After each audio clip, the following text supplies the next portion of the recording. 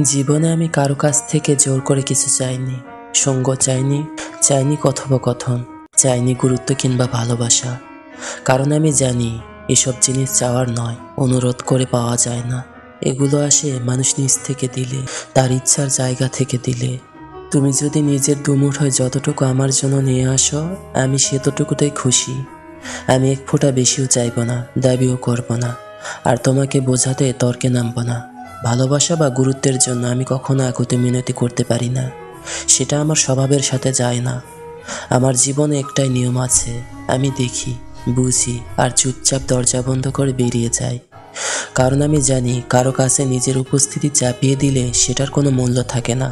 সম্পর্ক যদি টিকেই থাকে, সেটা আসবে স্বতঃস্ফূর্তভাবে, আর যদি না আসে, তবে নিঃশব্দে সরিয়ে যাওয়াটাই সবচেয়ে সম্মানজনক বিদায়। কখনো কখনো এই নিঃশব্দ বিদায়টাই সবচেয়ে জোরালো উত্তর হয়, কারণ সেখানে থাকে অভিমান, আত্মসম্মান আর অগোচর এক অশ্রু যে কথা বলতে পারে না।